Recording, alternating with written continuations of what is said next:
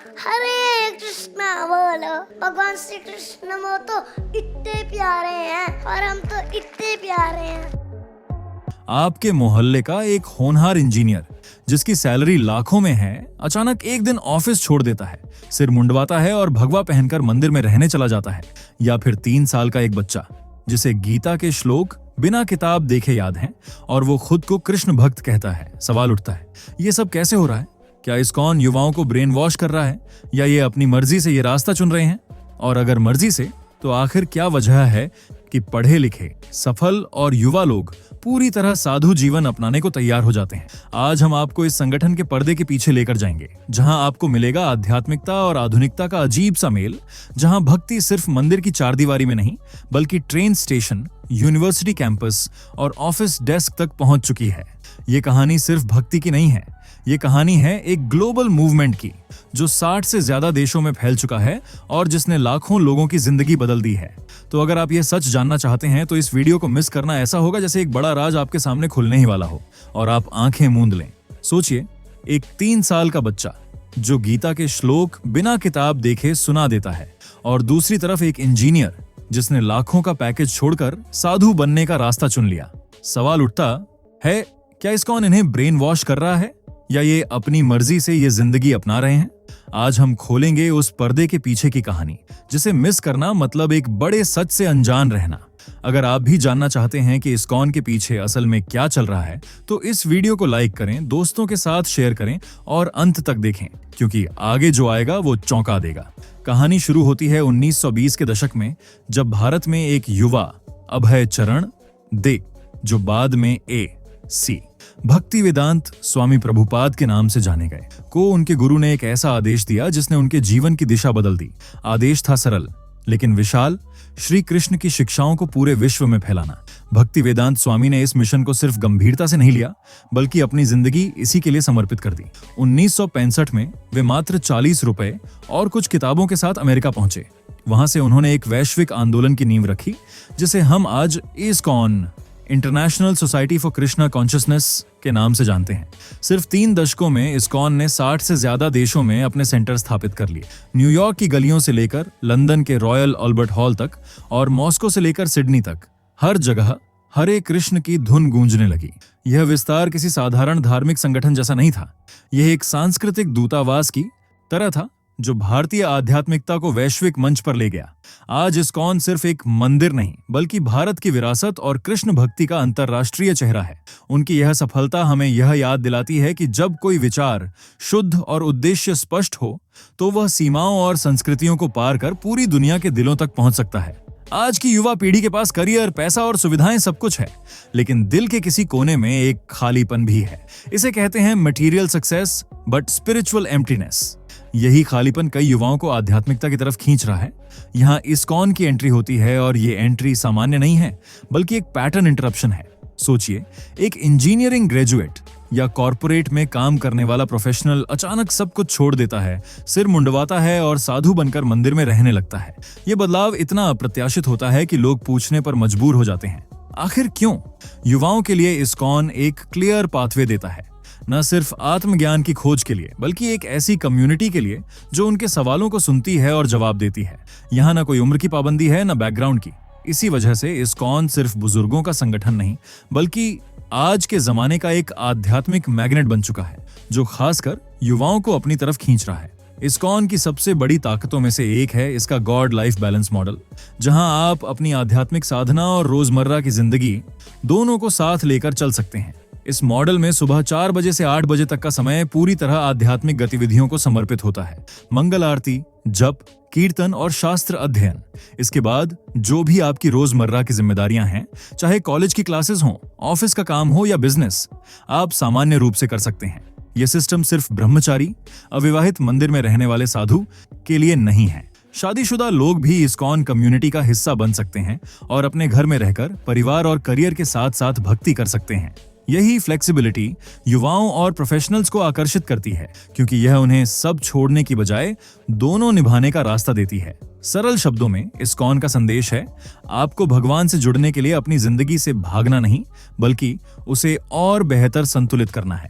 यही वजह है कि यह मॉडल आज की भाग-दौड़ भरी जिंदगी में बेहद रिलेटेबल और कन्वीनियंट बन गया है। इस्कॉन ने शिक्षा के क्षेत्र में भी एक अनोखा मॉडल विकसित किया है, जहां भगवद गीता के सिद्धांत और मॉडर्न एजुकेशन का मेल होता है। इनके कई स्कूल CBSI एफिलिएटेड हैं, जिससे माता-पिता निश्चिंत होकर अपने बच्चों को यहां भेज सकते हैं, क्योंकि उन्हें पता है कि बच्चों को धार्मिक शिक्षा के साथ साथ आधुनिक विषय भी पढ़ाए जा रहे हैं। इन स्कूलों में रोजाना का करिकुलम इस तरह डिजाइन किया गया है कि बच्चे सुबह भक्ति मंत्र और नैतिक शिक्षा सीखते हैं और दिन में साइंस, मैथ्स, हिस्ट्री जैसे सामान्य विषय।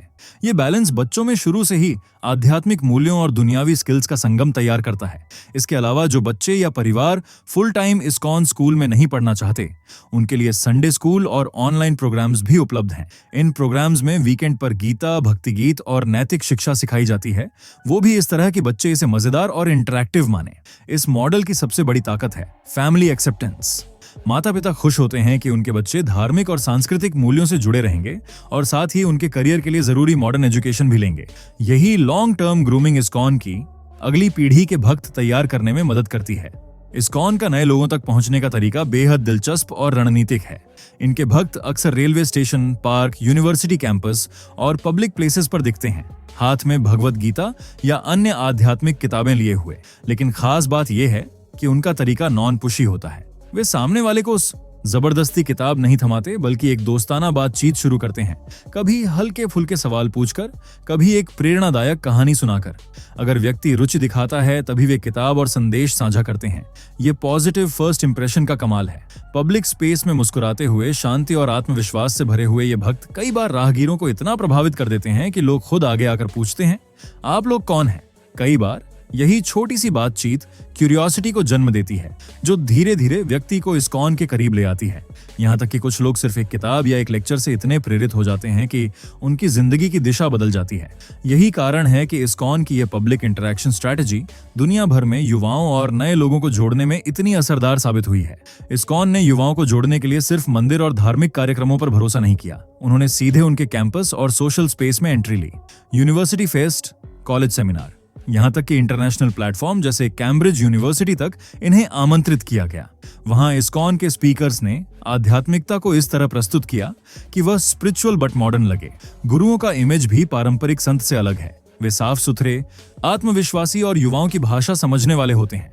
कई बार वे स्टेज पर स्टोरी टेलिंग, ह्यूमर और यहाँ तक कि मॉडर्न रेफरेंसेस का इस्तेमाल करते हैं, जिससे छात्र उनसे आसानी से जुड़ पाते हैं। इस तरह का रिलेटेबिलिटी फैक्टर युवाओं में एक भरोसा पैदा करता है कि यहाँ उपदेश देने वाला व्यक्ति उनकी सोच और चुनौतियों को समझता है। साथ ही बड़े बड़े शैक्षणिक मंचों पर आमंत्रित होना इस्कॉन को एक तरह की अथॉरिटी देता है। ये संदेश जाता है कि यह सिर्फ एक धार्मिक संस्था नहीं, बल्कि एक बौद्धिक और सांस्कृतिक चर्चा का हिस्सा भी है। नतीजा यह हुआ कि इस्कॉन ने अपनी छवि सिर्फ एक मंदिर संगठन तक सीमित नहीं रखी, बल्कि एक ऐसी कम्युनिटी के रूप में बनाई जो युवाओं के लिए प्रासंगिक और प्रेरणादायक है। इस्कॉन ने पूजा पाठ को एक नए रूप में पेश किया है, जहां यह सिर्फ एक गंभीर धार्मिक अनुष्ठान नहीं, बल्कि संगीत, नृत्य और उत्साह से भरा हुआ एक सामाजिक अनुभव है। उनका सबसे मशहूर तरीका है कीर्तन, जिसमें ढोल, मृदंग, करताल और हारमोनियम की धुनों के साथ हरे कृष्ण का जप किया जाता है। भक्त मंडली गोल घेरे में गाती और नाचती है और धीरे धीरे माहौल में एक संक्रामक ऊर्जा फैल जाती है। इसकी सबसे खास बात यह है कि इसमें कोई तय समय या फॉर्मेट नहीं है। चाहे मंदिर के आंगन में हो, किसी पार्क में या सड़क पर, कीर्तन कहीं भी हो सकता है। इस तरह पूजा एक फन एक्टिविटी बन जाती है, जिसमें हर कोई, चाहे वह नया हो या पुराना, सहज रूप से शामिल हो सकता है। यह न सिर्फ आध्यात्मिक जुड़ाव पैदा करता है, बल्कि सोशल बॉन्डिंग का भी जरिया बनता है। लोग कीर्तन के दौरान एक दूसरे से मिलते हैं, दोस्ती करते हैं और एक साथ खुशियां बांटते हैं। यही भक्ति में मस्ती का फॉर्मूला युवाओं और आम लोगों को बार बार इस्कॉन की तरफ खींच लाता है। इस्कॉन की लोकप्रियता सिर्फ आध्यात्मिकता पर नहीं टिकी है, उनकी पहचान एक सोशल सर्विस ऑर्गेनाइजेशन के रूप में भी है। इसका सबसे बड़ा उदाहरण है उनका फूड फॉर लाइफ प्रोग्राम। इस प्रोग्राम के तहत इस्कॉन रोजाना दुनिया भर में लगभग 1 मिलियन लोगों को मुफ्त भोजन कराता है। भारत में यह सेवा स्कूलों, अनाथालयों, अस्पतालों और यहाँ तक कि सड़क पर रहने वाले लोगों तक पहुंचती है। इसकी शुरुआत 1978 में हुई, जब इस्कॉन के संस्थापक भक्तिवेदांत स्वामी प्रभुपाद ने कुछ बच्चों को एक टुकड़े रोटी के लिए कुत्तों से लड़ते देखा। उस दृश्य ने उन्हें गहराई से झकझोर दिया और उन्होंने निर्णय लिया, कोई भी बच्चा भूखा नहीं सोएगा। आज इस मिशन ने करोड़ों लोगों के दिलों को छू लिया है। ये सिर्फ भोजन नहीं बल्कि एक संदेश है कि सेवा और भक्ति साथ साथ चल सकते हैं। ऐसी भावनात्मक कहानियां जहां एक भूखा बच्चा मुस्कान के साथ खाना खा रहा हो, आम लोगों में एम्पैथी पैदा करती है और उन्हें इस्कॉन की कम्युनिटी से जुड़ने के लिए प्रेरित करती है। इस तरह इस्कॉन ने साबित किया है कि आध्यात्मिक संगठन भी समाज पर गहरा और सकारात्मक कम्युनिटी इम्पैक्ट छोड़ सकते हैं। इस्कॉन की खासियत यह है कि यहाँ आपको ऐसे लोग मिलेंगे जिन्होंने जीवन के अलग अलग मोड़ पर अपना रास्ता पूरी तरह बदल दिया और उनकी कहानियां इतनी प्रेरणादायक हैं कि सुनकर कोई भी सोचने पर मजबूर हो जाए। उदाहरण के लिए गोपाल दास जी, जो कभी हिंदुस्तान पेट्रोलियम में एक स्थिर और सफल नौकरी करते थे, लेकिन जीवन के अर्थ की तलाश ने उन्हें इस्कॉन की ओर खींचा और आज वे एक अंतर्राष्ट्रीय मोटिवेशनल स्पीकर और साधु हैं जो लाखों लोगों को प्रेरित करते हैं। इसी तरह चैतन्य प्रभु की कहानी भी कम दिलचस्प नहीं है। कभी वे भी आम युवाओं की तरह पढ़ाई और करियर में व्यस्त थे, लेकिन भागवत गीता और भक्ति के अभ्यास ने उन्हें भीतर से इतना बदल दिया कि उन्होंने साधु बनने का निर्णय ले लिया। ऐसी कॉर्पोरेट टू मंक जर्नीज यह साबित करती हैं कि जीवन में असली बदलाव तब आता है जब इंसान अपनी आंतरिक पुकार सुनता है। इन रोल मॉडल्स की कहानियां इस्कॉन को सिर्फ एक धार्मिक संस्था से ऊपर ले जाती हैं। ये एक ऐसा मंच बन जाता है जहां लोग ट्रांसफॉर्मेशन के जरिए अपनी नई पहचान गढ़ सकते हैं। इस्कॉन में साधु जीवन सिर्फ भक्ति तक सीमित नहीं है, ये एक अनुशासन प्रधान जीवन शैली है जो 4 मुख्य नियमों पर आधारित है। नो मीट, मांस, मछली, अंडा से परहेज, नो इंटॉक्सिकेशन, शराब, ड्रग्स, यहाँ तक कि चाय और कॉफी से भी दूरी, नो गैम्बलिंग, जुआ या सट्टे से दूर रहना, रेगुलेटेड सेक्स लाइफ, यौन संबंध सिर्फ विवाह और संतान उत्पत्ति के उद्देश्य से। इसके साथ उनका टाइम टेबल भी बेहद सख्त होता है। सुबह 4 बजे मंगल आरती से दिन की शुरुआत होती है, फिर जप, कीर्तन और शास्त्र अध्ययन। दिन में सेवा कार्य, मंदिर की देखरेख, भोजन सेवा या पब्लिक इंटरैक्शन। दोपहर में लंच और विश्राम, फिर शाम को गीता क्लास और संध्या आरती।